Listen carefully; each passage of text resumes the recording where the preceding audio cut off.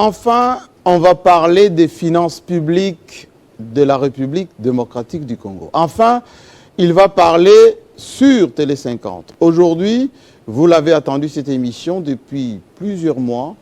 Vous avez soif de savoir, est-ce la RDC est-elle aujourd'hui à mesure de faire face aux dépenses? Est-ce que l'économie nationale tient? Est-ce que les finances publiques sont bien gérées? Est-ce que nous sommes à même de mobiliser autant de milliards de dollars et surtout répondre aux besoins de la population? Le ministre, oui, le ministre des Finances, celui dont tout le monde parle, il est aujourd'hui sur Télé 50 et dans GMK Today. Monsieur le ministre, Nicolas Kazadi, je vous demande, je vous invite à venir nous rejoindre sur ce plateau.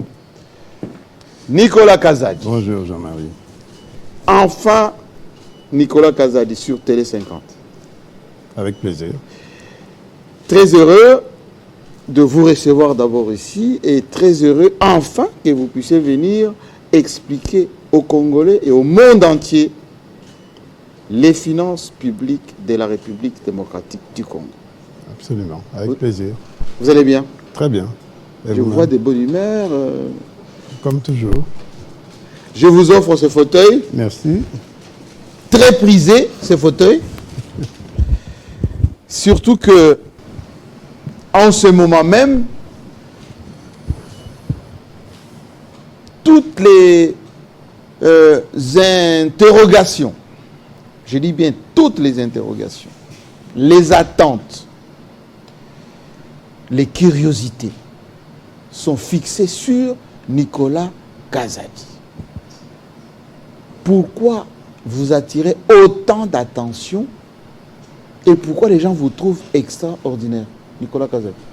Extraordinaire, c'est vous qui le dites. Hein. Je sais que je suscite beaucoup d'attention parce que quand on a la responsabilité de gérer les finances de tout un pays, d'un grand pays, dans un contexte particulier où il y a des résultats macroéconomiques importants et dans un contexte préélectoral, c'est normal que l'on soit l'objet d'autant d'attention. Mais il faut garder la tête froide et travailler pour le bien de ce pays avec toujours un cap sur la vision à long terme, comment nous faisons pour faire évoluer ce pays et le faire progresser. Est-ce que vous dormez tranquillement, sereinement, sans faire des cauchemars, entre les gens qui attendent d'être payés, les gens qui attendent que vous décrochez leur téléphone, entre les gens qui aimeraient bien que Nicolas Kazadi acquiesce à leur demande? Vous dormez tranquille? Je fais de mon mieux et ce qui m'aide à tenir, c'est d'abord ma propre conscience. J'écoute beaucoup ma conscience dans tout ce que je fais et ensuite m'assurer que je suis en phase avec mes supérieurs hiérarchiques, c'est-à-dire le chef de l'État et le Premier ministre. Et dès lors que l'on fait ce que l'on estime être pour le bien du pays, eh bien on arrive à tenir, même si ce n'est jamais facile et même si ce n'est pas toujours parfait. Alors aujourd'hui, on a la chance de vous avoir. Ici à Télé 50, on a un peu travaillé sur le parcours de Nicolas Kazadi, ce qu'il est, ce qu'il aime, enfin, on ne sait pas exactement ce que vous n'aimez pas, mais voici, regardez ici, vous allez voir ce que nous avons essayé de faire pour présenter à l'opinion Nicolas Kazadi, l'homme tant évoqué dans le débat, et ici et ailleurs. Nicolas Kazadi.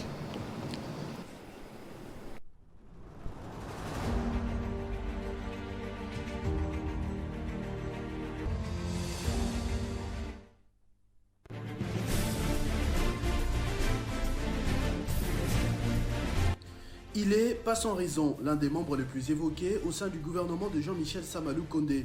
La confiance lui a été naturellement renouvelée après un premier exercice au cours duquel il n'est pas resté discret. C'est la moindre des choses qu'on ne saurait dire sur Nicolas Kazadi que l'opinion redécouvre d'abord dans le cercle du président de la République au Palais de la Nation avant de rejoindre le ministère des Finances. Nicolas Serge Kazadi Nzuzi est natif de Kinshasa, diplômé en sciences commerciales et administratives au complexe scolaire Moamba à 17 ans et major de sa promotion. Il y a encore quelques mois, il s'est rendu dans cette école dans la commune de Lemba afin d'encourager les plus jeunes à croire fermement en leurs rêves et à entretenir des ambitions correctes. Après une brève expérience à l'université de Kinshasa, c'est au Congo voisin qu'il va obtenir son premier diplôme universitaire avant de parfaire ses études en France. D'abord Reims, puis Paris 1 Sorbonne, le Zaïre de l'époque tient déjà son cadre dans les secteurs. À son retour au pays, il n'a que 28 ans quand il enchaîne le poste de conseiller auprès de 3 ministres des Finances, dont Pierre Paille et Marco Bangouli un peu plus tard. Nicolas Kazadi, fort de son expérience et de ses relations, lutte déjà à l'époque contre l'expulsion forcée du pays du Fonds monétaire international en raison d'insolvabilité grave. Par la suite, il fera partie de la très restreinte équipe qui participera à la réforme qui conduira à la conception de l'actuel franc congolais. Ils ne sont que 20 et il en est le plus jeune. Il retourne en France, se rapproche du parti politique de l'opposition UDPS et de son leader Étienne Tshisekedi. Une position pas sans conséquence à l'époque parce qu'il quittera la Banque centrale du Congo quelques mois plus tard. Jusqu'en 2003, il tente d'aider le pays dans son secteur, à sa manière avant de rejoindre finalement le programme des Nations Unies pour le développement, où il œuvrera entre la Guinée, la Côte d'Ivoire ou le Madagascar jusqu'en 2019. Pendant tout ce temps, Nicolas Kazadi s'accroche toujours à l'UDPS, présent dans tous les grands rendez-vous comme en 2011. Il pense qu'Étienne Tshisekedi est capable d'offrir une meilleure destinée au pays. À la mort de son dernier, son fils qu'il fréquente le convainc également. Il voit en lui, d'après le témoignage, la réincarnation de son père avec une touche de modernité, davantage d'humilité et de souplesse. Il n'aura pas tort, quand Félix Tshisekedi est élu président, il confiera aussitôt à Nicolas Kazadi des responsabilités telles que la rédaction du programme de son quinquennat, y compris dans le dossier 100 jours. C'est à ce moment qu'il est nommé ministre des Finances, remplaçant à ce poste un délégué du FCC, désormais en clash avec Félix Tshisekedi. Il a le profil à la fois d'un technocrate aguerri, mais aussi d'un homme de confiance du président de la République qui veut installer sa politique en seul patron. Sans surprise, dès sa prise de fonction, les bonnes nouvelles se multiplient dans les secteurs. Les régies financières doublent ou triplent chacune leur capacité de mobilisation des recettes et les partenaires internationaux tels que la Banque mondiale ou le Fonds monétaire international refont confiance au gouvernement congolais.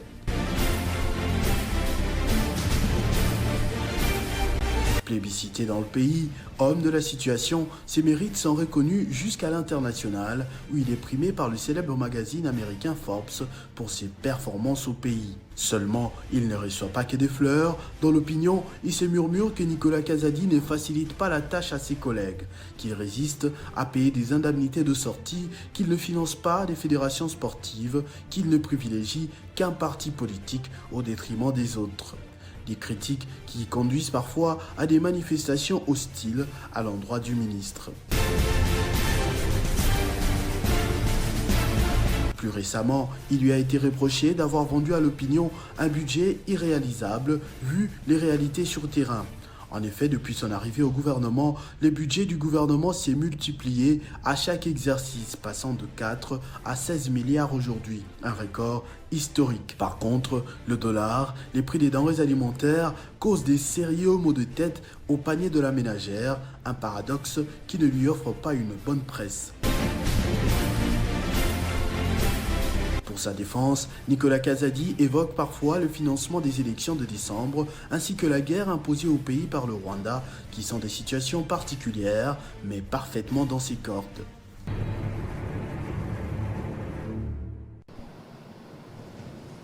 Nicolas Kazadi. Qui êtes-vous finalement, après avoir regardé tout ça? Un simple Congolais qui aime son pays et qui est révolté de voir qu'un pays avec un si haut potentiel tarde à prendre sa vraie place dans le concert des nations. Comment vous pouvez penser que, à vous tout seul, Nicolas Kazadi, vous allez réformer toutes les finances publiques, donner beaucoup de milliards au Congo et redresser ce pays depuis 1960? Non, tout seul, ce serait un rêve. Si on veut aller loin, on doit aller ensemble. Et l'une des responsabilités que j'ai, c'est d'expliquer. Beaucoup de pédagogie. D'abord, avec mes collaborateurs, il faut les embarquer, il faut qu'ils comprennent. Et ensuite, au sein du gouvernement, parfois avec la hiérarchie, parce que même si j'applique la vision de ma hiérarchie, parfois dans la mise en œuvre technique, parce que mon rôle est technique, je dois convaincre sur les chemins qu'on emprunte pour matérialiser leur vision. Et donc, tout ça, ça demande beaucoup de pédagogie.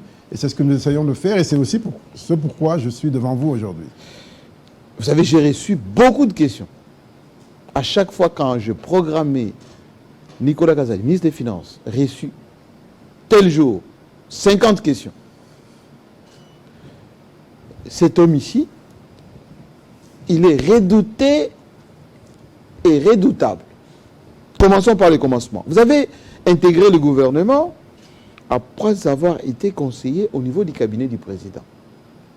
Comment expliquer que les autres ont mauvaise presse et vous n'avez pas mauvaise presse quand vous étiez conseiller?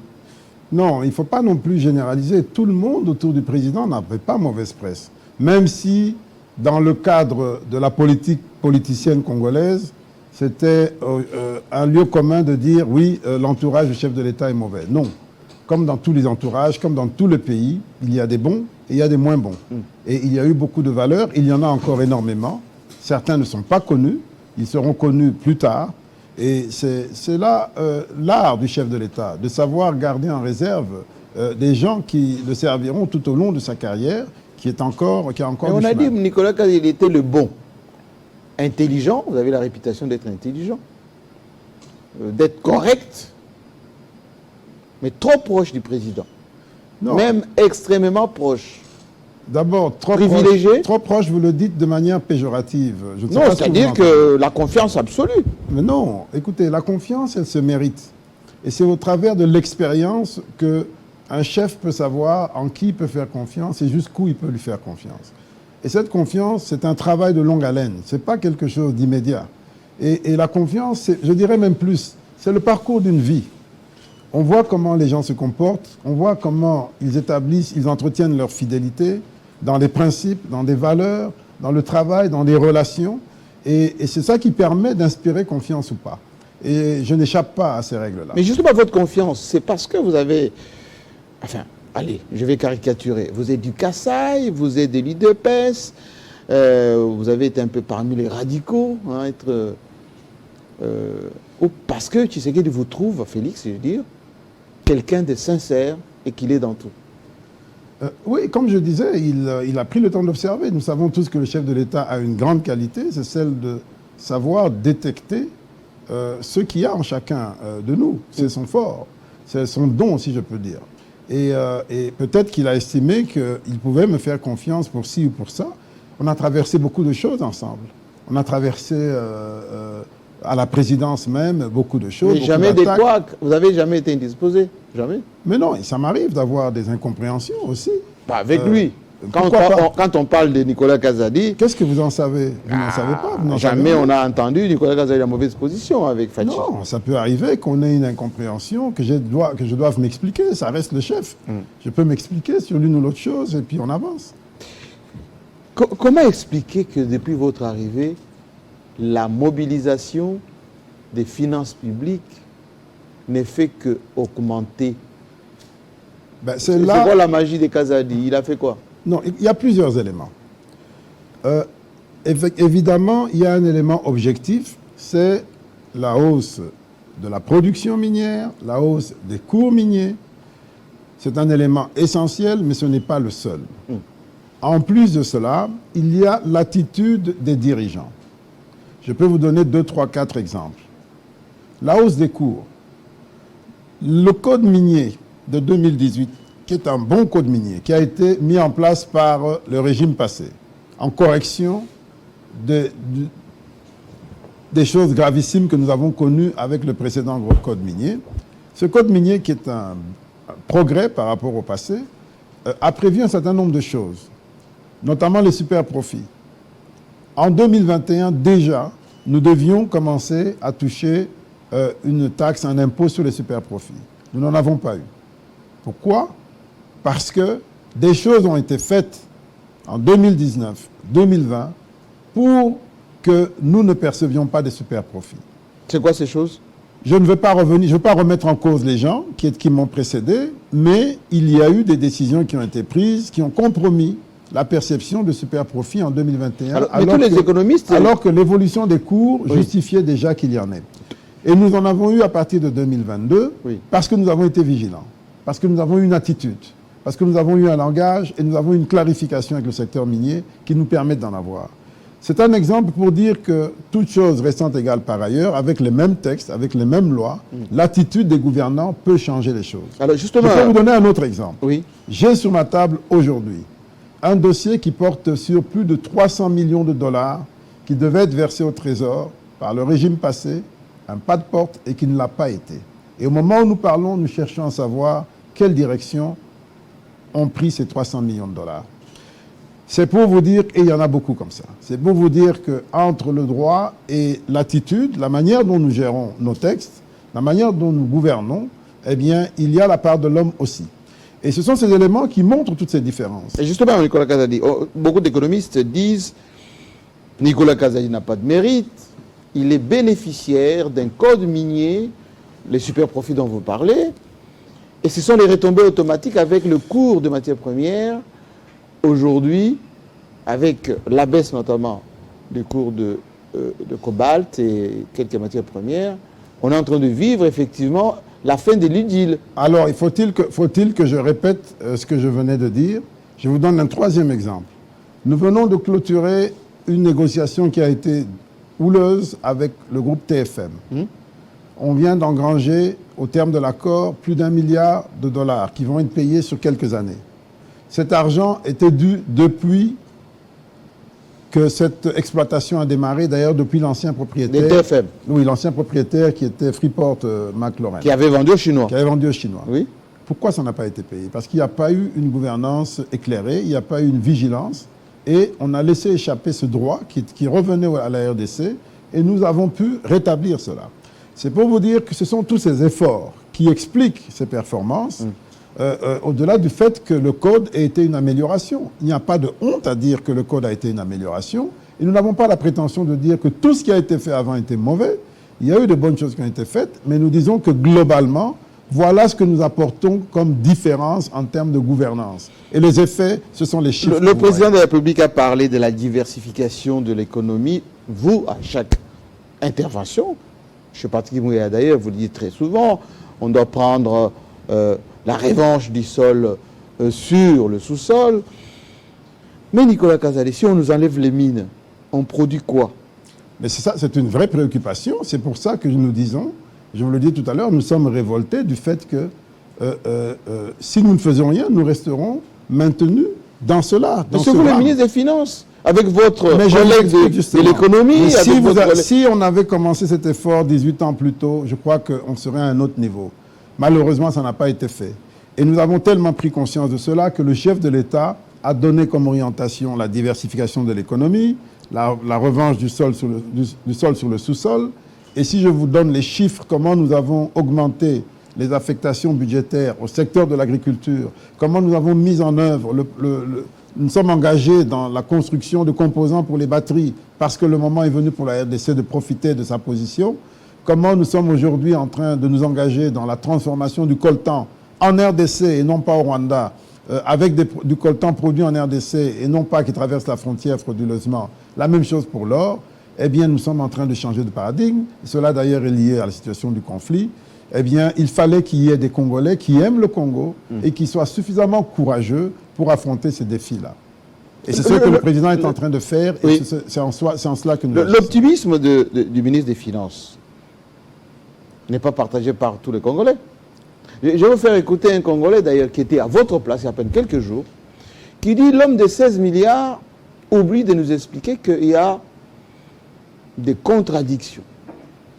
Un papa qui a de l'argent, dont les enfants meurent de faim, un papa qui a de l'argent, dont les impayements sont quasi partout, c'est un mauvais papa. » Si vous avez des explications, vous les donnez maintenant, mais j'aimerais que vous l'écoutez de la manière dont il l'a dit, avec autant de colère, que je me suis dit, mais quand est-ce qu'on aura la chance d'avoir le ministre des Finances pour répondre? Et comme Dieu ne fait pas les choses à moitié, vous êtes là.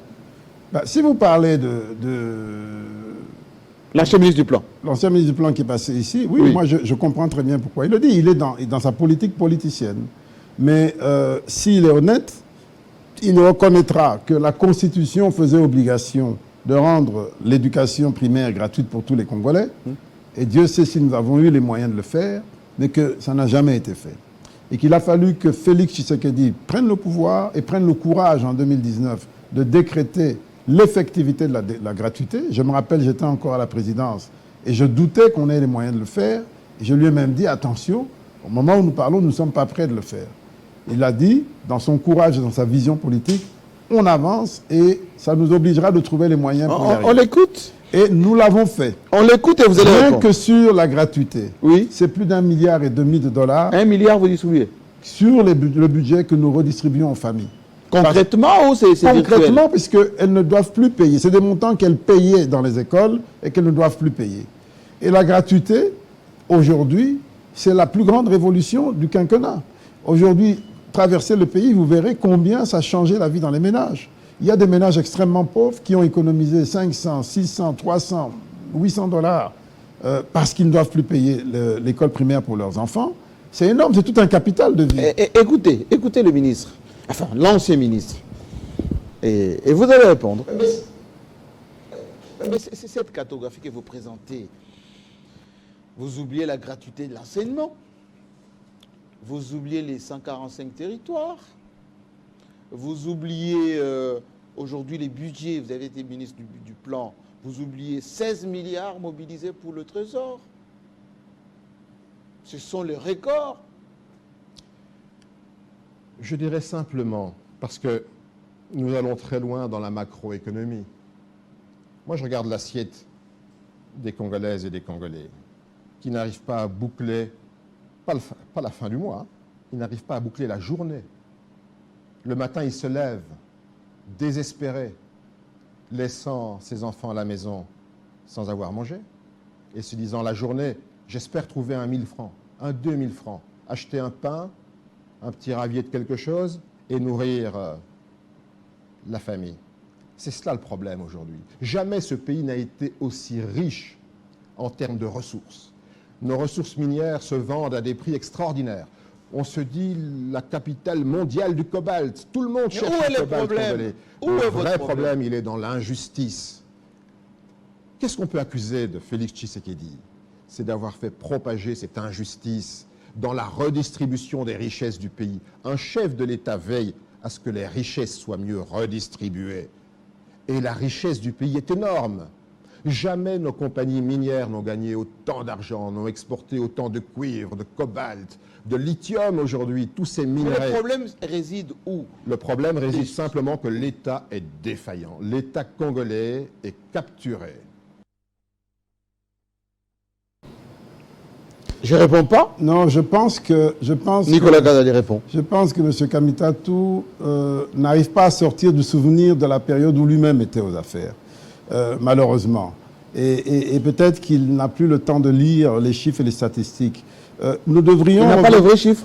Mais non, écoutez, quand je vous dis plus d'1,5 milliard redistribués aux familles à travers la gratuité, je vous dis que nous sommes en train d'avancer dans la gratuité des accouchements, en commençant par Kinshasa, qui a déjà démarré. Vous avez des hôpitaux où on accouche gratuitement? Oui, il y en a. Aujourd'hui, il y a un programme qui est financé par la Banque mondiale qui le fait. Et ce mois-ci, nous commençons sur le financement propre de la RDC. 41 millions de dollars cette année, 200 millions de dollars l'année prochaine sur l'ensemble du pays. Ça, c'est des choses déjà planifiées, déjà en cours de mise en œuvre. Et ça, c'est des changements concrets. Et maintenant, il faut aussi ne pas être démagogue. Nous avons fait des progrès en termes de recettes. Nous avons environ 2 millions et quelques de personnes qui sont salariées, 1,8 million peut-être du secteur public, dont les revenus ont été multipliés par 3 entre 2019 et 2023. Et 2023 aujourd'hui, multipliés par 3. Alors que l'inflation n'a pas été multipliée par 3. Donc ils ont, en termes réels, leurs revenus se sont accrus. Nous avons le reste de l'économie qui est informel et qui dépend des retombées de l'économie formelle. Ce que nous voulons, c'est de faire en sorte que l'économie formelle prenne plus d'ampleur pour embarquer plus de monde. Nous avons les salaires des enseignants qui ont été multipliés par 4, par 5, par 6, par 8 parfois. Mais ce sont les mêmes enseignants qui souffrent. Mais écoutez... Ils n'arrivent pas à boucler, oui, comme dit Kamitatou, tout le monde souffre. La journée ou... Non, mais tout le monde souffre. Tout le monde se plaint à tous les niveaux, chacun selon son niveau. Oui. Et ne pensez pas, à moins d'être démagogue, que nous allons résoudre tous les problèmes, que nous allons transformer le pays en Suisse ou en Émirats arabes du jour au lendemain. Ce qui est important, c'est d'avoir l'honnêteté intellectuelle et politique de reconnaître que ce qui se passe en ce moment en RDC est totalement inédit. C'est du jamais vu. C'est du jamais vu qu'il y ait autant d'attention sur les retombées sociales de l'action. Nous sommes en programme avec le FMI. Parmi les critères d'évaluation de nos performances, nos partenaires veulent s'assurer qu'en matière de santé, en matière d'éducation, tout ce qui est social et même en matière humanitaire, ils veulent s'assurer que nous affections les ressources qu'il faut. Et ils sont très attentifs là-dessus. Monsieur le ministre, un pays fonctionne avec de la production. Dans les 16 milliards, quelle est la part de la production du pays? Notre balance des paiements, notre balance commerciale plutôt, notre balance commerciale est présentée comment aujourd'hui? Oui, il y a... Excédentaire, déficitaire. Non, elle est largement... La RDC, c'est quoi? À part les mines, on exporte. Elle est largement excédentaire grâce aux exportations minières. Mais je suis d'accord que nous devrions diversifier. Et comme je l'ai dit, notre vocation n'est pas que d'exporter des mines. Les mines, dans 20 ans, ça peut s'arrêter. Même plus tôt. On a connu en 91, quand la mine de Kamoto a connu un éboulement, c'était du jour au lendemain la catastrophe. Et n'ayant plus d'argent, n'ayant pas appris à produire sérieusement, nous nous sommes rabattus sur la planche à billets. C'est comme ça qu'on a eu des billets de 5 millions. Mais lorsqu'on dit de vous, vous avez pris mais pour éviter les DTS, plus l'argent de Covid, plus l'argent de bailleurs, et vous avez mis tout ça dans les milliards, et vous avez dit, c'est notre argent. Non, parlons d'abord du progrès. Le plus grand progrès, nous l'avons fait sur les ressources propres. Nous sommes arrivés à 9 milliards en 2022. Oui. Nous prévoyons de faire 11 milliards en 2023, mais le budget est de 16 milliards. Et la différence, c'est les appuis des partenaires. Oui. Là, on est d'accord. Mais Et ça fait justement, partie du budget. enlever les partenaires, il vous reste quoi? Mais 11 milliards, on ne l'a jamais fait. On ne l'a jamais fait. Ce n'est que l'année passée qu'on a fait un budget de 11 milliards. Donc, total, partenaire plus effort local. Maintenant, nous espérons faire rien qu'un effort local, 11 milliards. Et si nous y parvenons, et je pense que nous pourrons parvenir, parce qu'à l'heure actuelle, déjà, l'accroissement, même si on n'a pas atteint toutes les assignations, l'accroissement pour le premier trimestre est de 1% par rapport au premier Mais trimestre. on de vous dit l'année votre passée. optimisme est tempéré avec les réalisations que vous avez faites depuis le mois de janvier. Les régies financières, c'est aujourd'hui Non. à vous Je vous dis, qui n'ont pas mobilisé suffisamment. Je pose ma question quand même, monsieur le ministre.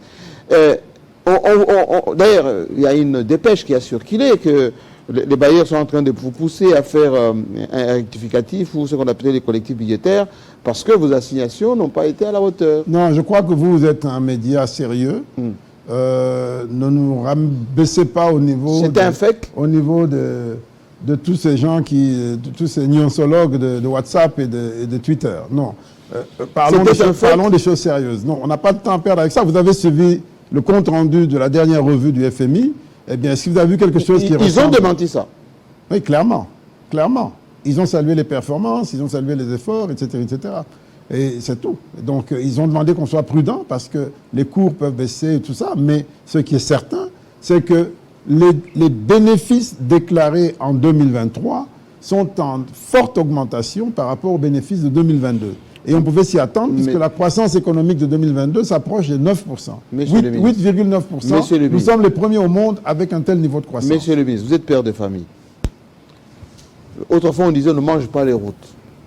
Est-ce qu'on mange les 16 milliards de Nicolas Kazadi? C'est des discours que nous avons déjà entendus et réentendus. Oui. Et c'est sur ça que veulent surfer nos opposants politiques, oui, parce qu'ils n'ont rien d'autre à dire. Mais mettez-les à notre place aujourd'hui, oui. Par quel miracle ils mettront dans la poche de tous les Congolais 10 000 $ tous les jours? Il faut qu'on soit sérieux. Et les Congolais ont compris, c'est comme ça que tous les sondages montrent bien en qui on croit. Donc Habitat tout ment. Mais non, il fait sa politique, il ment. Il veut faire croire qu'il y a de l'argent qu'on a caché quelque part, qu'on ne veut pas donner aux Congolais. Laissez-moi vous dire, si aujourd'hui, nous prenons nos progrès en matière de... Prenons par exemple les 2 milliards supplémentaires qu'on espère faire cette année. Supplémentaires par rapport à l'année passée. On était à 9 milliards en ressources propres et on va passer, si Dieu veut, à 11 milliards. Les 2 milliards supplémentaires, vous les divisez par les 100 millions de Congolais. Ça vous donne 20 $ par Congolais. Alors, si on veut suivre Kamitatou, on donne à chaque Congolais 20 $ et on pense qu'on a fait quoi? Au moins, on est transparent, on a donné et on a résolu quoi? Donc, la redistribution dont tu parles, c'est la redistribution cash de l'argent. Mais il dit, c'est ce qu'il veut laisser entendre. Il faut améliorer les conditions de vie des gens. Il faut créer une dynamique. Oui. Il faut affecter cet argent de la manière la plus intelligente possible pour que ça crée des effets d'entraînement, que ça suscite une volonté de travailler, une capacité à travailler, à se prendre en charge. Mais là, le capital te dit, il y a un groupe de gens qui ont capté les richesses nationales qui ne répartissent pas ces richesses au plan... C'est ce qu'il veut faire croire, mais je vais vous dire, nous n'avons jamais dépensé autant en matière d'investissement public. La meilleure façon de préparer l'avenir, c'est de faire des investissements publics, et c'est ce que nous avons fait comme jamais. Nous avons multiplié, entre 2019 et aujourd'hui, 2020 et aujourd'hui, nous avons multiplié les investissements publics par 12. Je ne sais pas si vous vous rendez compte. C'est un effort énorme. Ces investissements publics, c'est quoi? C'est les routes, c'est les écoles, c'est les hôpitaux. C'est tout ce que nous faisons pour que demain soit meilleur. Et à travers ces investissements, il y a des revenus qui sont distribués, en termes de salaire, etc., en termes des entreprises qui ont accès à des marchés. Et c'est tout cela qui fait une partie de la croissance économique. Nicolas Kazadi, en termes de bonne gouvernance, il ne brille pas. Il paye la dette intérieure à qui il veut. Il refuse de payer ses propres collègues les frais de fonctionnement. Il ne paye pas les députés nationaux et provinciaux. Et par moment, il paye lui-même en mode d'urgence, quand il veut. Et les ministres du budget, les pauvres, enfin, j'enlève les pauvres. Il est devenu l'homme qui régularise les paiements en mode d'urgence de Nicolas Kazadi. D'abord, Ça fait trop pour un homme. Je vais vous dire une chose. Le ministre du Budget et moi-même, et je peux ajouter la gouverneure de la Banque centrale, Oui. nous formons ce qu'on appelle la troïka politique qui pilote les réformes des finances publiques à l'heure Mais actuelle. vous sortez l'argent et il Laissez-moi régularise derrière. laissez-moi vous dire que Oui. toutes ces questions que vous avez mentionnées sont abordées quasi quotidiennement. Et de l'expérience de tous les observateurs, internes et externes, il n'y a jamais eu une meilleure collaboration, pour ne pas dire complicité, entre ces trois instances, le ministère du Budget, le ministère des Finances et la Banque centrale. Ça voudrait dire qu'il n'y a aucun tabou entre nous et nous parlons de tout, tous les jours, pour nous assurer qu'on va dans la bonne direction.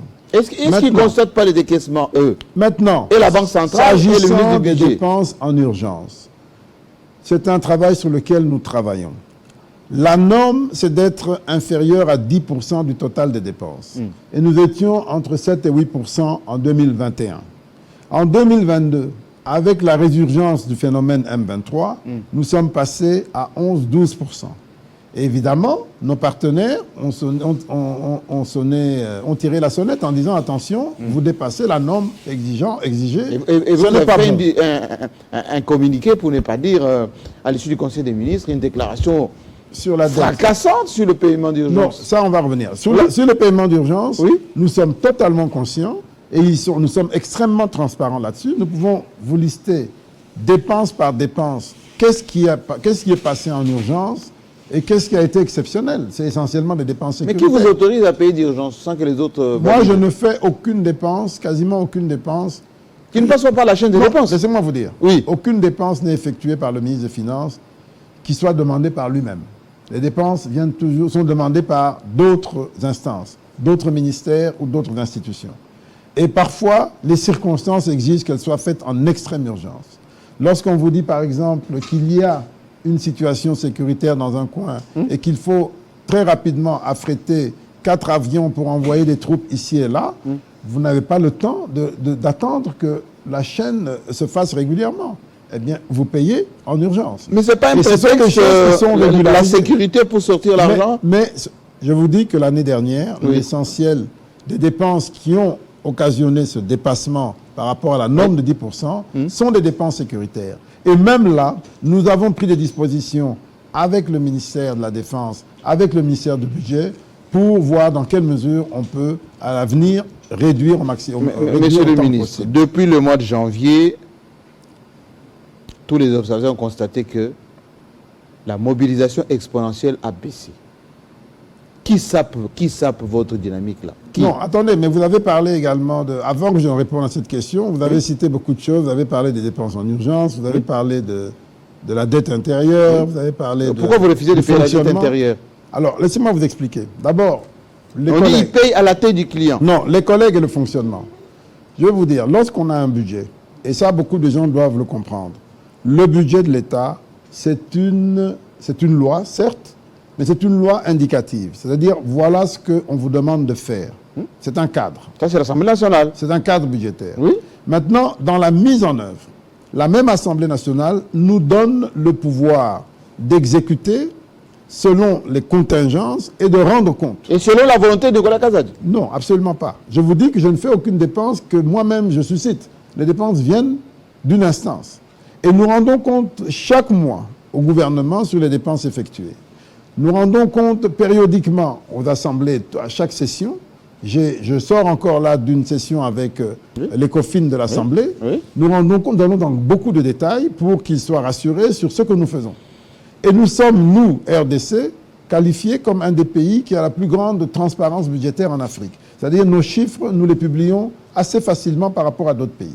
Tout ça sont des éléments objectifs et ça caractérise notre Mais vous savez que vos collègues ne sont pas contents. Maintenant, Ils n'ont pas de frais de fonctionnement. Mais ça, c'est Quand ils archi voyagent, ils engagent les pots par argent. Au retour, vous ne les c'est archi remboursez faux. pas. Ben voilà, il ne faut pas, Voilà. faut pas vouloir une chose et son contraire. S'agissant des voyages, Oui.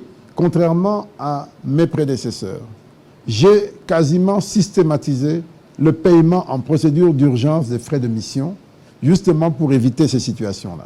Mais vous avez supprimé les cartes Non, nous Il aurait fallu- avons rétabli les Il cartes. fallait leur donner des cartes au lieu Nous qu'ils avons- engagent leurs fonds et puis vous le Nous profitez de avons rembourser. rétabli les cartes, Oui. mais nous ne les alimentons que à chaque voyage, selon le besoin du voyage. Ce ne sont plus des paiements automatiques comme par le passé. Et ça, nous l'avons fait. Tous les ministres ont Ils ont aujourd'hui des une cartes. carte. Mais Ils sont bien gérés. à chaque voyage, dès que le montant est connu, on donne instruction à la banque et il est approvisionné à concurrence du montant auquel il a droit. Et donc, la gouvernance s'améliore, tout ça justement pour éviter les retards. La dette intérêt, Vous vous avez- choisissez. Non, vous avez parlé des frais de fonctionnement. Oui, Et même des paiements aux provinces. Oui. Archi faux. les députés sont impayés, monsieur le ministre. Nous n'avons... Moi, j'ai les chiffres. Je compare déjà pendant notre quinquennat sous le gouvernement FCC, conduit par Ilunkamba. La différence est énorme.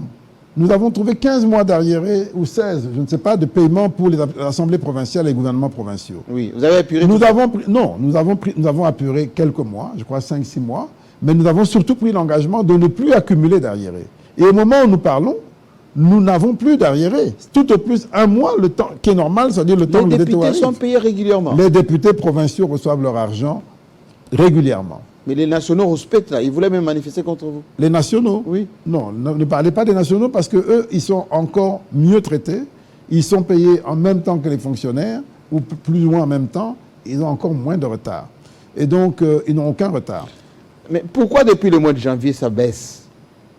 Qui veut saboter Nicolas Kazadi pour qu'il n'ait pas ces 16 milliards? Non. Et écoutez, comme je dis, la marge du budget, c'est pas quelque chose d'instantané, c'est un long parcours. Et, Mais l'embellie attendue pour le mois d'avril n'a pas eu lieu. non, elle a eu lieu. Qu'est-ce que vous appelez Mais à quelle embellie? hauteur? Qu'est-ce que vous appelez embellie? La vraie embellie, c'est est-ce que les bénéfices déclarés par les entreprises sont en augmentation Oui. parce que vous dites que vous avez une croissance de 8,9%. Eh bien, la réponse est bien oui. Les bénéfices déclarés par les entreprises, y compris minières, est en forte augmentation, comme le montre le taux de croissance réalisé en 2022. Maintenant, ce qui s'est passé, c'est que, comme vous le savez, chaque année, chaque trimestre, les entreprises payent une provision. Et en avril, on fait la déclaration annuelle. Et la déclaration annuelle, on paye la différence entre le montant total de l'année et les provisions effectuées. Ce qui s'est passé, c'est que les provisions étaient en augmentation les années précédentes. Et donc, bien que le montant déclaré soit encore plus important, on fait la différence entre le montant à payer en fin d'année et les provisions qui ont été payées. Cette différence a donné le résultat que nous avons eu en avril. Et ce résultat est d'environ un peu moins d'1 milliard de dollars, inférieur aux prévisions. Mais ce montant va se rattraper parce que, vu l'augmentation, vu la croissance, eh bien, les acomptes qui seront faits à partir de ce mois d'ailleurs, de mai et les mois qui vont venir, ces acomptes seront supérieurs. Et donc, il y aura une forme de rattrapage. À cela, il faut rajouter les super profits. À cela, il faut rajouter tout ce qu'on a fait avec TFM. Et à cela, il faut rajouter d'autres recettes. Et donc, nous sommes convaincus que nous sommes toujours dans le bon, mais nous gérons la trésorerie qui a ses aléas. C'est tout. Mais ce qui est fondamental, c'est que la croissance a été bonne, les entreprises ont gagné de l'argent et elles ont indiqué que ce qu'elles doivent payer au Trésor est en augmentation. Monsieur le ministre, nous sommes au mois de mai. Vous êtes un père de famille, n'est-ce pas? Oui. Les fonctionnaires de l'État impayés. La Banque centrale, à un moment donné, on disait qu'elle manquait de liquidité. Et est-ce que vous êtes conscient qu'il y a des gens, en ce moment, qui vous diabolisent parce que, semble-t-il, vous ne voulez pas les payer exprès pour les faire souffrir? Oui, mais si on doit suivre le premier venu qui ne sait pas de quoi il parle et qui dit ce qu'il veut dans les réseaux sociaux, on n'avance plus. Nous avons choisi d'être en démocratie, donc ça fait partie... c'est un mal, on prend notre mal en patience, c'est-à-dire qu'on sera toujours l'objet de calomnies, d'accusations sans fondement. Et si on doit s'arrêter là-dessus, on ne travaille plus. Mais les impayements dans la fonction publique. Mais pourquoi? non, il n'y a pas d'impayement. Ce qui s'est passé, c'est quoi? Oui. C'est qu'en février et en mars, Oui. il y a eu des contraintes de trésorerie liées justement... N'oubliez pas que nous sommes en guerre. Ça aurait pu être pire. N'oubliez pas que nous sommes en guerre, que nous avons un conflit auquel nous faisons face et en même temps une armée que nous restructurons. Nous avons les deux en même temps. Nous avons un conflit, donc des opérations de guerre, et une armée, Donc c'est les fonctionnaires une qui armée payent ça. dont on a hérité, Oui. que nous restructurons et que nous rééquipons. Donc c'est un double défi en même temps. Ce double défi peut faire que il y a des moments où la trésorerie peut ne pas être à la hauteur de ce que nous voulons. C'était ponctuel alors. C'est ponctuel. C'était pas structurel. C'était ponctuel. Ce qui est arrivé, c'est quoi? C'est Oui. en fin janvier, nous avons eu à faire face à des factures exceptionnelles qui ont fait que ça a affecté la trésorerie de février, qui est un mois qui est relativement creux. Et d'ailleurs, pour être précis, en janvier, nous avons fait 106% de taux d'exécution, donc nous avons été surperformants. En février, qui est généralement un mois creux, nous avons fait 91%. Donc, 91%. oui, c'est-à-dire proche quand même de 100%, oui. proche de 100%. Oui. Mais nous avons eu ce choc lié à ces dépenses exceptionnelles. Et en plus, il y avait la guerre et la CENI en plus. Parce que la CENI nous ont attrapés. Et donc, en mars, Oui. nous avons fait 88% parce que la DGRAD a eu quelques difficultés. Et au total, pour le premier trimestre, on a fait 94%. Et donc, la situation exceptionnelle que je viens de décrire a fait qu'en février et en mars, le paiement des salaires a glissé. Pourquoi? Parce que nous nous sommes engagés à ne dépenser que ce que nous gagnons. Et donc, il est hors de question qu'on aille en déficit. Parce que le déficit peut avoir un impact plus grave sur le taux de change et l'inflation. Monsieur le ministre, les régies financières qui vous donnent tout cet argent, DGI, DGRAD, les douanes, etc. Un, vous ne payez pas les rétrocessions. Deux, eux aussi connaissent des impayements, pour ne pas dire de retard des paiements. D'ailleurs, ils m'ont même dit, parce que, vous savez, à chaque fois qu'on préparait une émission, j'étais à Saïdi, il faut demander au ministre nos droits. Dès qu'on mobilise autant, nous avons droit à autant de rétrocessions. Sur 2%, vous remboursez 1%. Archi Et faux. ça traîne. Archi faux. D'abord, lorsqu'on mobilise de l'argent pour un mois donné, le calcul du montant de la rétrocession normale, qui est de 5%, ce sont des primes. Il intervient le mois suivant. Les équipes travaillent pour réconcilier les chiffres et le paiement intervient généralement à la fin du mois. Au-dessus de 5%. Non, je n'ai pas fini. Oui. Le paiement intervient à la fin du mois suivant ou au début du mois d'après M+2. Ça, c'est normal, c'est la règle. Et nous n'avons pas de retard particulier par rapport à cette normalité. Je parle au-dessus. Mais je reviens maintenant sur ce que nous donnons aux régies. D'abord, les régies, c'est des fonctionnaires. Ils ont un salaire, comme tous les fonctionnaires. Mais petit. Parfois assorti à certaines primes, comme tous les fonctionnaires. À cela s'ajoute la prime de rétrocession, qui est la plus importante. Oui. Les 5% dont je viens de parler, qui sont payés en temps et en heure. À cela s'ajoute la prime que je me suis engagé à leur donner. D'abord, il y a une autre prime, une prime de contentieux. Ça vient en plus. Quand il y a des contentieux, 40% de contentieux est payé également aux régies. C'est-à-dire que dans les différents dossiers qu'ils traitent, quand il y a un contentieux, il y a une partie des pénalités, et sur ces pénalités, elles perçoivent 40% qui leur sont rétrocédés également en prime. Et ça, c'est tous les salariés des régies. Donc vous avez le salaire de base, auquel parfois s'ajoutent certaines primes que tous les fonctionnaires ont, auquel on s'ajoute maintenant les 5% spécifiques aux régies financières, plus les 40% sur les pénalités pour les dossiers contentieux qu'ils reçoivent, et auquel s'ajoute enfin ce que moi je me suis engagé à leur donner au titre des contrats de performance.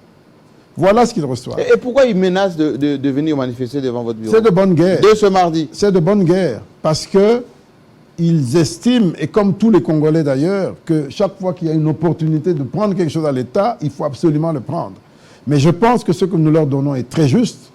Salaire de base avec quelques primes, plus prime de rétrocession 5%, plus prime de contentieux, 40% des pénalités, plus prime de contrat de performance. Et sur les contrats de performance, prenons l'année 2021. Oui. La DGDA, la douane, qui a été surperformante. Oui, il y a du personnel de 2009-2010 que vous refusez d'intégrer. Non, ça c'est un autre problème. Mais parlons d'abord de l'argent qu'ils reçoivent. Oui. La DGDA a reçu 3 milliards, la DGI 6 milliards 600, et la DGRAD 4 milliards 200. En 2000, donc c'est des primes liées à l'année, à leur surperformance de 2021.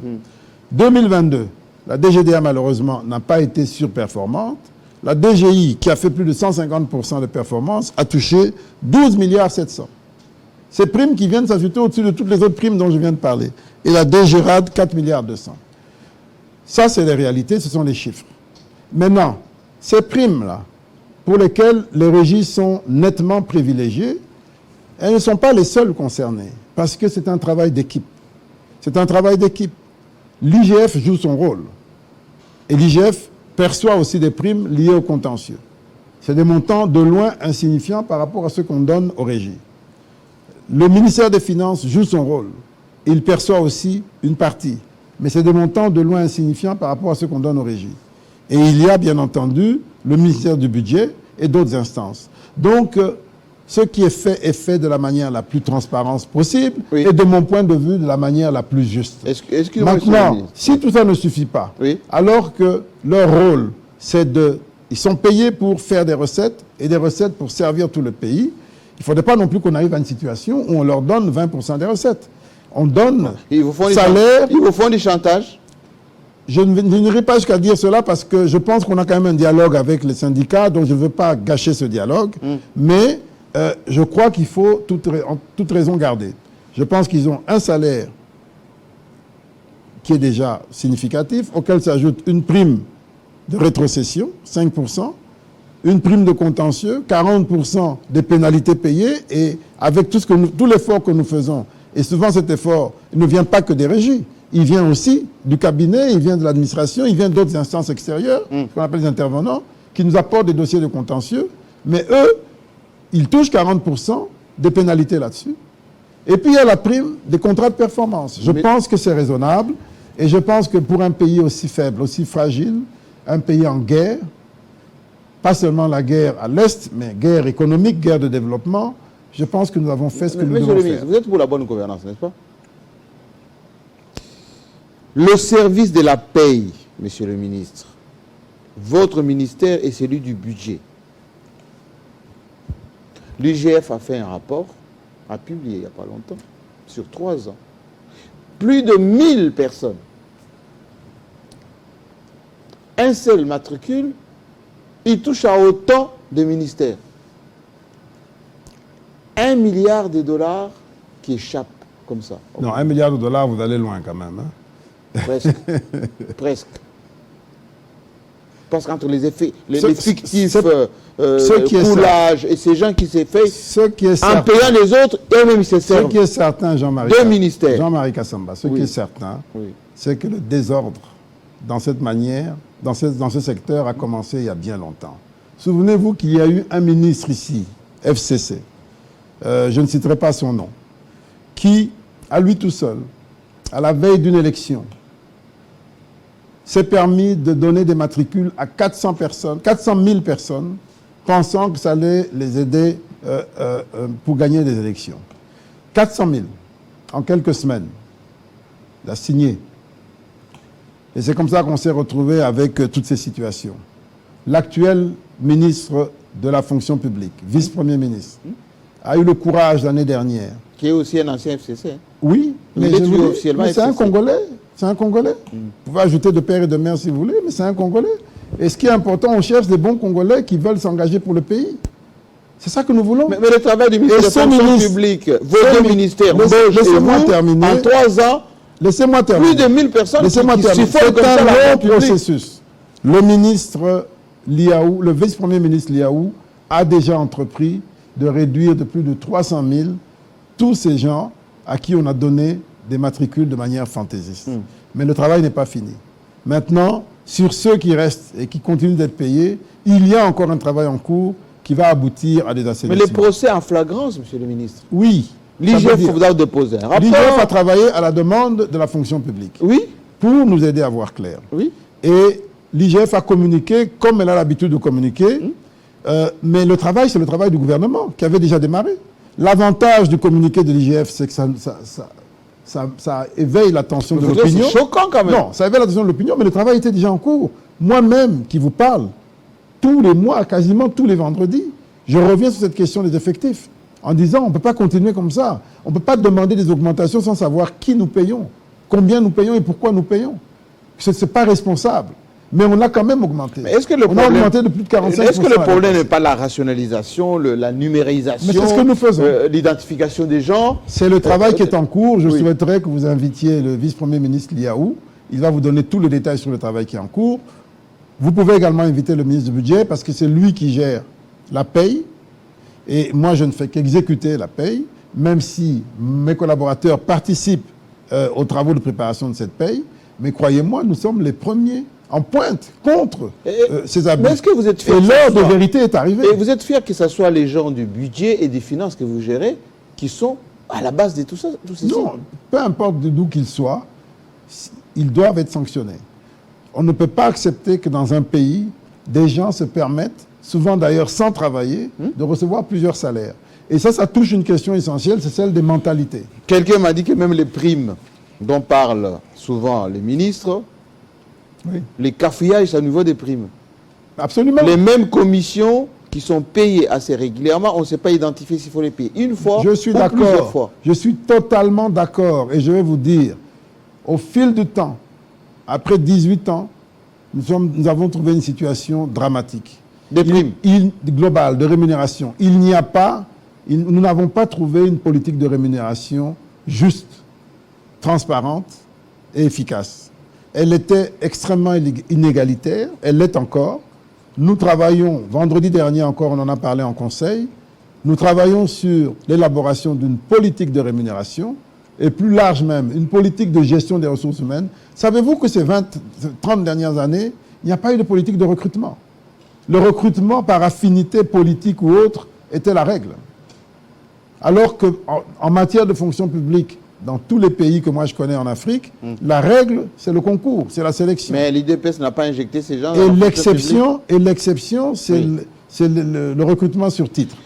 Et tout ça, ce sont des choses que nous devons réparer, mais ça relève du changement des mentalités dans un pays qui, malheureusement, a connu une destruction des valeurs. Est-ce que vous expliquez ça par ceux qui sont en train de nous donner des leçons? Est-ce que vous expliquez aux militants de l'IDPS qu'il faut nommer des gens par compétence aujourd'hui, dans les cabinets, dans l'administration? Mais écoutez, vous avez vu ce que nous avons fait pour les régies financières, pour trois entreprises publiques stratégiques. Ça n'a pas plu à tout le monde. Ça continue de ne pas plaire à tout le monde. Mais nous l'avons fait avec courage parce que nous estimons que c'est ça la direction qu'on doit prendre. Mais, monsieur le ministre, vous maintenant, les réformes, il faut trouver le bon rythme. Parce que si vous allez trop vite et que les gens ne sont pas capables de digérer vos réformes, vous vous mettez vous-même en danger. Et donc, nous essayons de trouver le bon rythme avec beaucoup de pédagogie, mais l'important, c'est de maintenir le cap et de faire progresser le pays. Je pense que nous le faisons comme nos prédécesseurs ne l'ont pas fait. Les taux est à combien aujourd'hui? Quel taux? Le dollar. Mais le taux interbancaire est autour de 2200, je crois. On dit que le dollar est à 23. Est-ce que Nicolas Kazadi, oui, il est fier 23 que sur cette monnaie ne fait que dégringoler? 23 sur le marché parallèle. Mais je vais vous dire une chose. La stabilité stricte du taux de change n'existe pas dans un régime de change flottant. Nous avons choisi le régime de change flottant et donc c'est normal que le taux puisse monter ou baisser. Il y a des paramètres qui peuvent l'expliquer. Est-ce que l'arrivée des caméras va stabiliser ces taux? On dit, il va dire, je vais ramener à 21, il va ramener à 20. Non. Parce que la parole seule des caméras suffit. Mais non, c'est un travail d'équipe. C'est un travail d'équipe. Mais ce qui est important, c'est l'engagement. L'engagement au plus haut niveau. Et tant que cet engagement est partagé par le vice-premier ministre, ministre de l'économie, en même temps que par nous autres, par tous les autres, eh bien, nous allons nous battre pour... Mais pourquoi vous n'arrivez pas à dédollariser notre économie? Pourquoi vous n'arrivez pas... Parce que vous ne voulez pas la dédollariser. Si demain, non, mais si des gens vous amènent des paiements en francs, vous allez râler, vous allez préférer, vous allez lui demander s'il n'a pas de dollars, sinon vous allez les prendre et puis les envoyer chez un cambiste. Prenez des mesures courageuses, monsieur le ministre. Mais c'est ce que nous faisons, nous travaillons là-dessus. Et l'un des moyens, le premier moyen, c'est la stabilité, mais c'est un travail de long terme, ce n'est pas un travail immédiat. Et le deuxième moyen, c'est de rendre les opérations bancaires les plus fluides possibles, c'est-à-dire les moins chères, les plus faciles possibles. À ce moment-là, on peut capter les opérations à travers la monnaie scripturale, le chèque, les cartes bancaires, en francs congolais, et que les paiements puissent se faire facilement Monsieur le ministre, à faible coût. Il y a beaucoup de jeunes qui vous suivent en ce moment. beaucoup de jeunes. Oui. Il y a beaucoup de jeunes qui terminent leurs études avec des projets, ce qu'on appelle l'entrepreneuriat. Le président lui-même a parlé, il veut créer des jeunes millionnaires, etc. Vous pouvez me donner un chiffre du montant que vous investissez dans le financement des projets des Congolais qui veulent aussi devenir des entrepreneurs? Bien, très bonne question. Effectivement, c'est important l'entrepreneuriat parce que c'est l'emploi de demain. C'est l'emploi de demain. Malheureusement, trop de Congolais encore ne rêvent que d'une chose, c'est d'avoir un numéro matricule pour travailler dans l'administration. Et souvent pour ne pas faire grand-chose.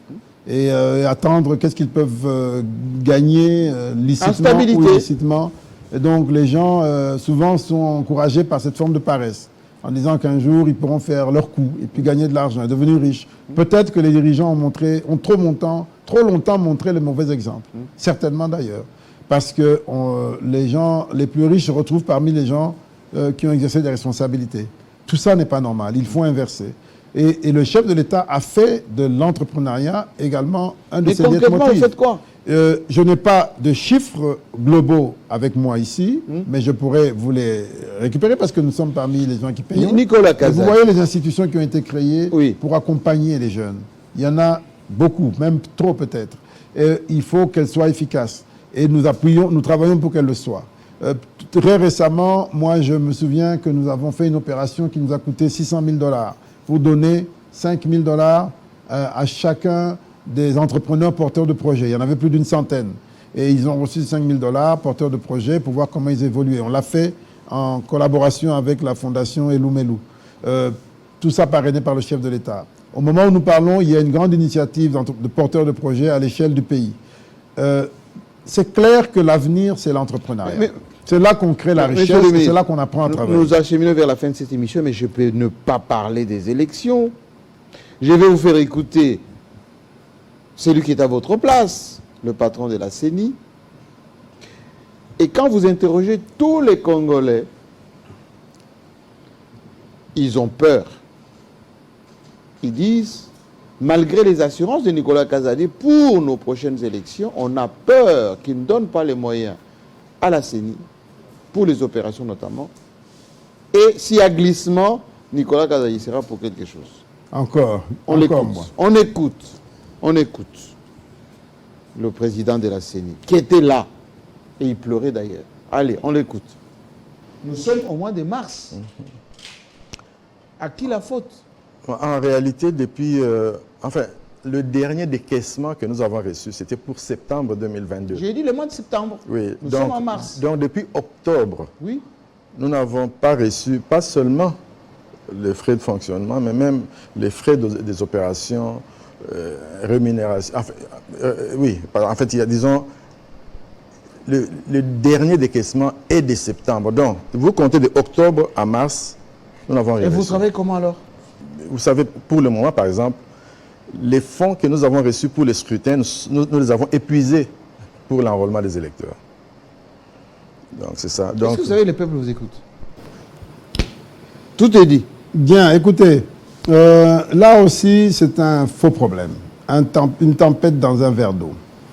Au moment où le président Kadima... Au mois de mars? Au moment où le président Kadima parlait, oui, il n'avait pas tort de dire que nous avions du retard sur les mensualités que nous payons. Ça, c'est un fait. Mais il a oublié peut-être de mentionner qu'au même moment, il avait encore en disponible de trésorerie plus de 200 milliards de francs. Et c'est là toute la différence. Donc nous ne sommes pas des irresponsables. Mais c'était un peu un cri d'alarme pour s'assurer que dans la suite, il ne manque pas d'argent. Les Congolais vous suivent. Hein, absolument, je suis transparent. Vous rassurez que la CENI reçoit son argent. Je termine. Oui. Au moment où il a parlé, certes, nous étions en retard, comme il a dit, de quelques mois, mais il avait encore dans sa trésorerie plus de 200 milliards de francs pour les opérations disponibles. Seulement, étant donné que nous nous étions engagés à payer un montant régulier chaque mois, c'était légitime pour lui de dire, attention, si vous ne continuez pas, après, quand j'aurai épuisé ce que j'ai, je serai en difficulté. C'est régularisé aujourd'hui? C'est régularisé. Et d'ailleurs, vous avez vu que les enrôlements se sont faits sans retard. Ces enrôlements qui ont été d'ailleurs plus performants que espéré. C'est-à-dire qu'il y a eu beaucoup plus d'enrôlés que prévu à l'échelle nationale. Et maintenant, nous travaillons avec lui depuis cette émission-là pour éviter des incompréhensions dans la population ou de manière anticipative. Il m'informe régulièrement des besoins les plus urgents à venir et je prépare ma trésorerie en conséquence. Ce qui veut dire que puisque les élections, c'est la priorité absolue, et que l'engagement politique pris au plus haut niveau et qu'il n'y ait pas de report, eh bien, s'il le faut, je peux bloquer certaines autres dépenses pour privilégier le paiement de la CENI. Monsieur le ministre. Et laissez-moi terminer. Oui, allez-y. Au moment où nous parlons, nous avons déjà... Le budget global pour les élections était d'environ 600 millions pour 2022 et 200 et quelques millions pour 2023. Oui. Nous avons pris un retard en 2022, ce qui fait que pour 2023, maintenant, on est à peu près à 400 millions. Et au moment où nous parlons, en total, sur les 800 et quelques millions, nous avons déjà décaissé environ 550 millions. Nous sommes en train de décaisser encore 500. Donc nous serons à 600 millions avant la fin de la semaine qui commence. 600 millions. Il restera environ 250 ou à peu près millions à décaisser. Et nous travaillons pour que l'argent ne soit pas un problème pour la tenue des élections. Voilà l'engagement que nous avons pris. Le Congolais note aussi avec moi. Monsieur le ministre, vous trouvez normal qu'un pays comme le nôtre, tropical, que 7 ministres, vous les dépêchez dans un jet privé en Afrique du Sud pour aller chercher le maïs pour les Katanga et les Kasaï. Et ils reviennent avec rien. C'est vous qui dites qu'ils reviennent avec rien. Mais si je vous dis combien cette mission a été bénéfique, pourquoi elle était importante? Parce qu'elle n'était pas seulement économique, elle était aussi politique. Comment expliquer que la Zambie, un pays avec lequel nous avons des relations extrêmement bonnes, nous sommes des partenaires dans les composants pour la fabrication des batteries, comme vous le savez. Les relations au plus haut niveau sont excellentes. Comment expliquer que ce pays, frère et ami, subitement, décide de... Mais ils sont en pénurie aussi. Laissez-moi terminer. Ils ont vendu à d'autres pays. Ils ont vendu à d'autres pays. Décident d'interdire toute exportation vers la RDC, son pays le plus proche. Alors qu'au même moment, ils ont vendu à d'autres pays. Et plus grave, décident même d'interdire tout transit de maïs sur leur territoire en destination de la RDC. Ça a été réglé, ça? Ça a été réglé grâce à l'action du vice-premier ministre Caméré et de toute la délégation qui s'est rendue sur place. C'était un aspect politique. Et pourquoi on en est arrivé là? Ah, vous voulez accuser quelqu'un? Parce que lorsqu'on vous dit que quand vous constatez que les Congolais sont devenus extrêmement méfiants vis-à-vis de certains politiques dont les allégeances nationales sont douteuses, eh bien, vous accusez figurez-vous que le président zambien n'était même pas au courant qu'une telle décision avait été prise. Et il a fallu que ce soit débloqué, et ça a été débloqué. Figurez-vous qu'il y a des acteurs politiques, y compris des candidats présidents de la République, vous accusez Katumbi, qui sont producteurs de maïs, qui stockent leur maïs. Et vous n'achetez pas ce maïs? Pour qui le gouvernement est en train de se préparer pour acheter le maïs des Congolais d'abord, des Congolais, avant d'aller chercher à l'étranger. Des Congolais et d'importation, parce que celui des Congolais ne suffira pas. Oui. Mais encore faut-il qu'il soit connu, que ceux qui en produisent le déclarent. Mais lorsqu'on sait la pratique qui est de créer la pénurie, et quand on a une allégeance avec un pays voisin, on arrive à manipuler pour bloquer les importations de ce pays voisin, pour créer la rareté, à des fins politiques, c'est de cela que les Congolais ne veulent plus. C'est pourquoi ils sont très regardants et très méfiants vis-à-vis d'une certaine catégorie de politiques dont les allégeances nationales sont douteuses. Pourquoi vous avez arrêté, quand je dis vous, c'est le gouvernement, au Sud Kivu, beaucoup de gens, encore une opération spectaculaire, comme Mwanga Chouchou, après vous allez les libérer, tous ces gens. C'est la même problématique, Jean-Marie Kassamba. C'est exactement la même problématique. Est-ce que vous savez que la guerre que nous subissons depuis 30 ans est essentiellement une guerre économique? Mais au point d'arrêter les officiels. Est-ce que vous le savez? Est-ce que vous le savez? Tous ces gens. Est-ce que vous le savez? Oui, voilà. La guerre que nous subissons depuis 30 ans est essentiellement une guerre économique.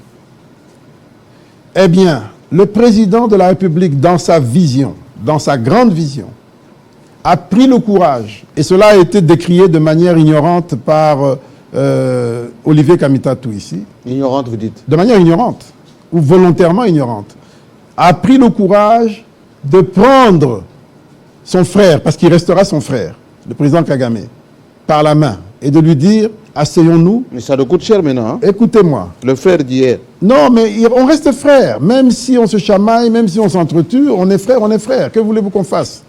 Il l'a pris par la main en disant, asseyons-nous. Au lieu de faire mal, faisons ensemble et de manière transparente. C'était en juin 2021. Il a proposé Sakima avec Dieter, etc. C'était pour construire quelque chose de positif. C'est ce que font les grands pays. Tout annulé, tout ça. Laissez-moi terminer. On le sait. Oui, c'est ce que font tous les grands pays. Oui. C'est ce qu'a fait l'Allemagne et la France, qu'ont fait l'Allemagne et la France au sortir de la Deuxième Guerre. C'est les grands esprits, c'est cela. Et il a tendu la main à notre voisin, belliqueux, pour qu'on se détourne du passé, qu'on construise ensemble. Ça n'a pas fonctionné. Ils ont estimé que c'était un chemin trop long et pas assez productif. Et dans les mois qui ont suivi, ils ont recommencé à armer le M23. Ça n'a pas fonctionné. Pourquoi? Parce que c'était beaucoup plus facile de gagner au noir, avec malheureusement la complicité de certains Congolais. Et c'est pour ça que vous avez arrêté les officiels au Kivu. Laissez-moi terminer. Oui. La complicité de certains Congolais dans l'administration, dans tous les corps. Et vous savez ce qui est en train de se passer, il y a des procès en cours. Eh bien, c'est de cela que nous parlons lorsque nous parlons de Congolais aux allégeances nationales douteuses. C'est vérifié ça? Je vais plus loin. Certains qui sont candidats président de la République sont actionnaires dans des comptoirs situés à Kigali. Oh. Vous en saurez plus tard. Donnez-moi quelques indices. Je n'en dirai pas plus. Je n'en dirai pas plus aujourd'hui, mais je vous informe que certains qui sont déjà positionnés comme candidats président de la République sont actionnaires dans des comptoirs situés à Kigali qui se ravitaillent grâce à ces contrebandes qui sont une partie des raisons pour lesquelles nous avons on va les savoir. Terminer cette émission avec deux petites questions. La première, vous avez rassuré pour la CENI, mais les Jeux de la francophonie sont en route là. Oui. D'après mes informations, mes câbles, vous ne payez pas non plus là-bas. Archi faux. Nous payons. Ça nous coûte cher. Pour les Jeux. Nous payons pour les Jeux. Nous avançons très bien.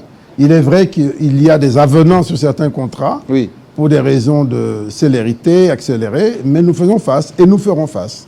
Ne vous inquiétez pas. L'engagement a été pris. Le pays est un grand pays.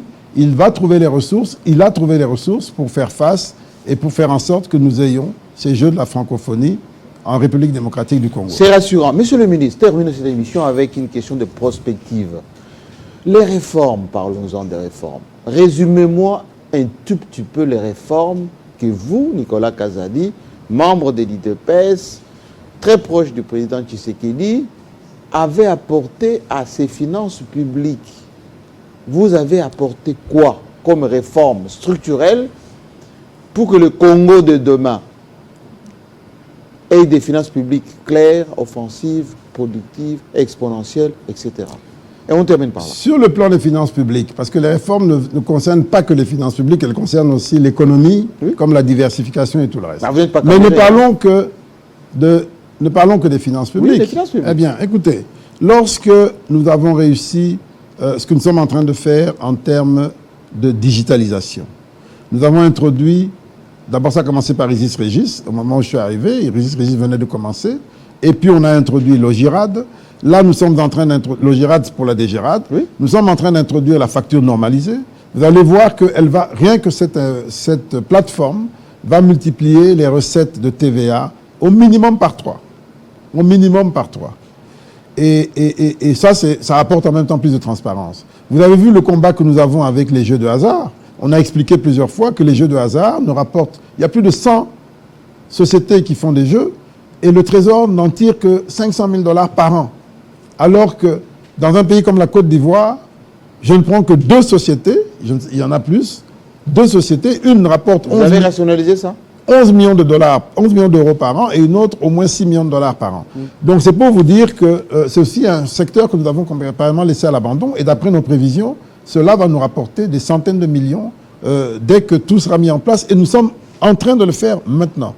Au moment où nous parlons d'ailleurs, nous avons lâché nos équipes pour appréhender tous ces clandestins, tous ceux qui ne payent pas l'impôt, tous ceux qui travaillent sans avoir été validés par le ministre des Finances, qui est le seul qui a autorité pour le faire, et c'est aussi une grande révolution. Nous faisons la même chose sur plusieurs secteurs. Je vous dis, en matière de finances, nous avons introduit la déclaration de l'IPR cette année, mais à partir de l'année passée, nous sommes en train de faire passer une loi qui est la plus grande réforme de la fiscalité depuis 1969. Nous introduisons l'impôt sur les personnes physiques. Ça voudrait dire que d'ici fin 2024, début 2025, vous tous, vous et moi, nous allons devoir déclarer combien nous avons gagné, combien nous avons payé en IPR, si l'IPR est maintenu, et en différents impôts, impôts fonciers, IRL, si nous avons des loyers que nous touchons. Nous aurons une fiche d'impôt comme dans les pays où vous avez vécu. Vous avez vécu en France, donc vous savez comment ça marche. Et si vous n'avez pas votre déclaration d'impôt à jour, vous êtes un citoyen en marge. Vous vous exposez à ne pas recevoir de passeport, à ne pas pouvoir sortir du pays, à ne pas pouvoir prendre un crédit.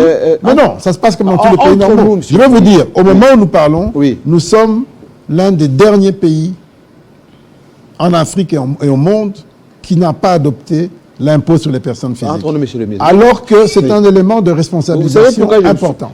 Vous savez pourquoi je me suis mis comme ça? Je voulais parler du projet à 400 millions de dollars en face du ministère des Affaires étrangères, ici à Kinshasa. On voit des tours qui poussent là. Oui. Projet gré à gré. Oui. Conflit d'intérêts là-dedans avec Nicolas Kazadi. Mais de quoi vous parlez?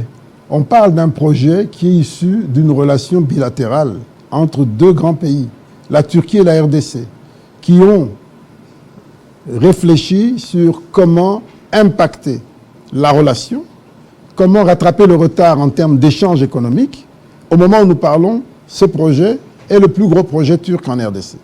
On avait quelques boutiques qui vendaient des costumes fabriqués en Turquie, y compris par des politiciens parfois, mais là maintenant, on entre dans une véritable coopération. Vous savez que ce projet, qui n'est pas de 400 millions, mais qui est de 290 millions... 200 On dit 400 Non, 290 millions de dollars américains pour 155 000 mètres carrés de bureaux et de centres financé de conférences, y compris un hôtel, financé par le Trésor. Et si c'était prioritaire? Écoutez, lorsque vous avez la possibilité de faire un aussi bel ouvrage, c'était prioritaire. Vous savez à quoi ressemble le cabinet du ministre des Finances? C'est un bel immeuble quand même, hein? Vous savez à quoi ressemble, dans quelles conditions travaillent les régies? Vous savez que la DGRAD n'a pas de bureau depuis qu'elle existe. Elle aura pour la première fois un grand immeuble d'une vingtaine d'étages pour abriter son travail. Et on a, en plus de cet effort de 290 millions, on a d'autres projets en province. Nous aurons quelque chose en miniature au Katanga, où la DGRAD n'a pas de bureau et les autres régies non plus. Nous aurons un immeuble et nous faisons un effort énorme. Et c'est le moment pour le faire puisque nous avons des recettes. Nous préparons l'avenir. Et en plus, nous aurons un data center, un des plus grands data centers du pays. Sécurisé ou pas? Sur le site, sécurisé. Sécurisé ou pas? Absolument. On peut nous bombarder là-bas, on nous fait rien à cœur et puis c'est fichu. On aura un data center sur le site. Oui. On a déjà, parce que c'est déjà construit et fini. Avec les secours? On a déjà un backup, un secours dans la ville de Kinshasa. Et on aura un deuxième secours à Lubumbashi. Merci beaucoup. Alors, donc, ce projet, quand vous le regardez en termes de rapport... Ça pousse vite, hein? Oui, mais il est payé. En plus, il est payé anticipativement par le constructeur. Nous remboursons après. Et nous remboursons chaque mois un montant. Ça ne va pas nous coûter cher, ça?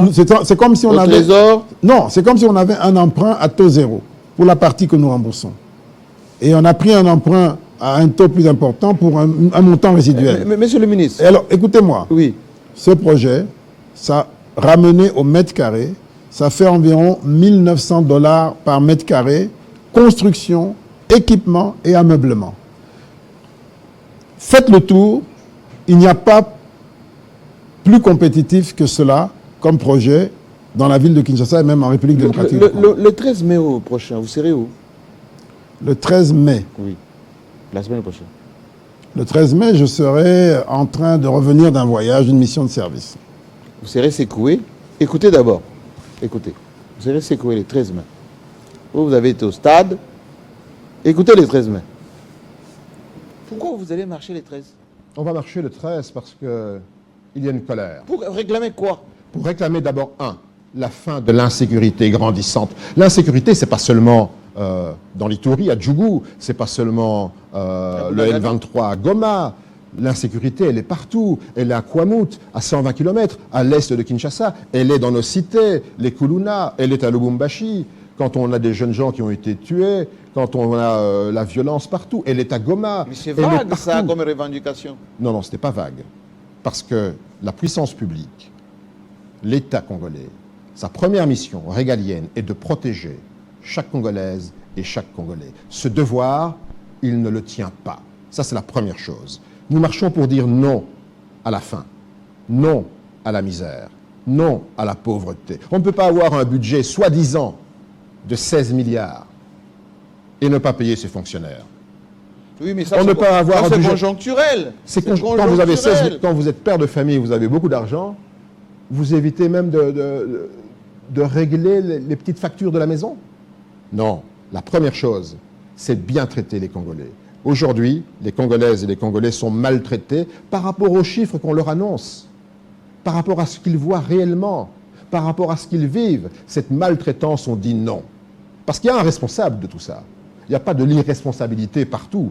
On jette une responsabilité sur ceux qui gouvernent. Parce que la mauvaise gouvernance, la corruption, les détournements de l'argent, tout ça explique le fait que les Congolaises et les Congolais sont délaissés. Et ça, on dit non. Ce n'est pas possible. À un moment donné, on dit stop. Vous pensez... Et troisièmement, Oui, allez-y. on ne veut pas un nouveau braquage électoral. Oh, On ne veut ça, pas... Oui, mais vous savez, moi j'ai envie de rigoler quand j'entends ça. Parce que, bon, il a des... Vous serez secoué. Non, il a des dons d'acteur. Mais on voit bien que lui-même ne croit pas en ce qu'il Oh, c'est raconte. péjoratif, ça. Non, on voit bien qu'il ne croit pas en ce qu'il raconte. Il joue un rôle d'opposant, c'est tout. Mais nous travaillons. Et nous avons ramené le budget à 16 milliards, n'en déplaise à l'opposition. Nous avons payé la gratuité de l'éducation, n'en déplaise à l'opposition. Nous sommes sur la gratuité des soins médicaux. Nous sommes sur des tas de choses, des investissements en accroissement comme jamais. Ça, c'est la réalité.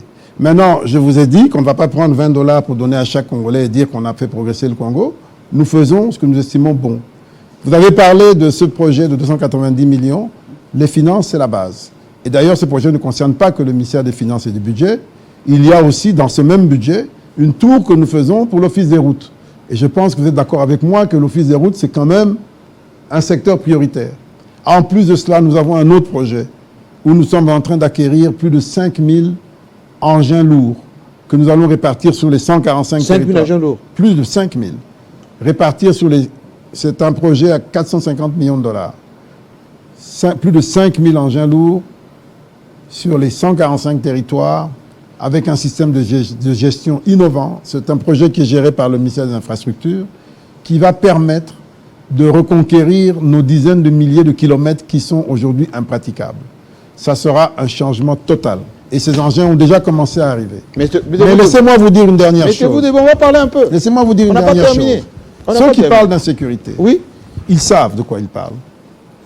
Parce que ce qui les dérange, c'est que nous avons identifié et déverrouillé les éléments qui expliquaient la perpétuation de la situation de guerre à l'Est. Et je vous ai dit qu'il y en a qui ont des intérêts à Kigali, et je dirais même plus loin, il y en a qui sont les candidats de Kigali. Et donc, nous savons de quoi il s'agit, mais nous sommes sereins. Procès d'intention. Nous sommes sereins. Mais l'émission est terminée. Question de confiance. Vous savez que j'ai beaucoup d'amis au gouvernement là-bas. Beaucoup Ben, disent, surtout ceux qui sont venus là maintenant, Nicolas ne nous a pas payé les frais d'installation, on n'a pas le véhicule. C'est méchant, ça. C'est faux. Tous les ministres ont un véhicule de fonction. Tous, sans exception. Du gouvernement? Oui, absolument. C'est sous Ilunkamba qui sont sortis sans véhicule et qui nous demandent de payer maintenant. Vous êtes taquin. Ils sont déjà partis, les Ilunkamba et compagnie. Non, mais c'est la réalité. C'est la réalité. Bon, l'émission est terminée. Merci, Jean-Marie. L'émission est terminée. Et vous savez que le monde vous a suivi religieusement. Et vous aurez maintenant les gens qui vont vous répondre. Et sur Internet, et sur des plateaux de télé. Et qui vont même écrire des livres sur cette émission. Très bien. Je suis prêt. À bientôt, monsieur le ministre. Merci. Merci. Eh bien, c'est terminé avec le ministre. Nous, on se retrouve très prochainement avec un autre. Enfin, celui qui est fort ou qui a la matière, il n'a qu'à venir. À bientôt.